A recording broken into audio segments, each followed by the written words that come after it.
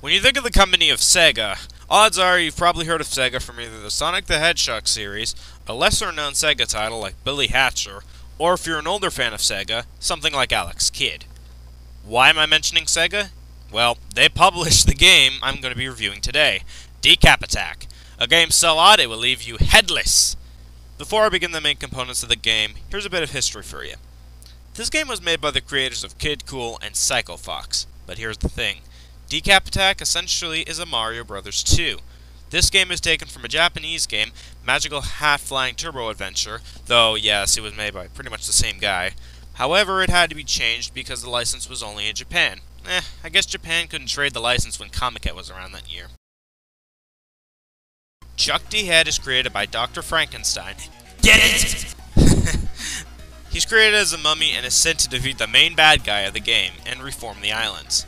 I like the story because it's not too complex, but it's not too simple. It's just decent enough to make you want to play the game.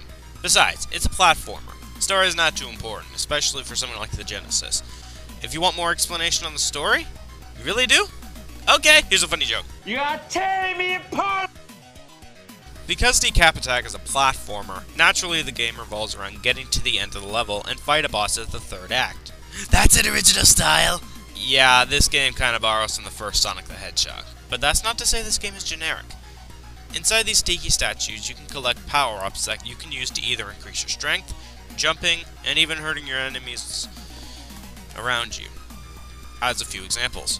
Once you beat the boss, you cannot beat the level unless you have the item of that world. While it does piss me off, I guess it does make the game a little bit more unique. About as unique as a Mario game. Just kidding. Oh, and did I forget to mention you can use the rock head to kill enemies? Well, you can! Now the road's a little less bumpy. Also, to attack enemies, you use headbutt on it, and the enemies are super effective against it. Now, as for the controls, Decap Attack controls, decently. If you die, it's not really the game's fault for your death. Well, sometimes. I feel, though, that Chuck runs a little too fast, and that sometimes you can have a hard time jumping around. Best evidence is the Ice World, which has ice physics. Recipe for disaster, folks. Thankfully, it doesn't kill the game, but it's an issue worthy of bringing up. As for the graphics, I find them to be good for a Genesis title.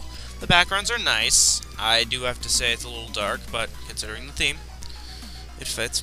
I like the sprite work for Chuck, the secondary characters of the game, and the enemies and bosses. I don't really have that much to complain about for this. It looks good. Now onto the music. Now, the Genesis doesn't have a good sound chip when compared to something like the SNES, but I mean, that's obvious.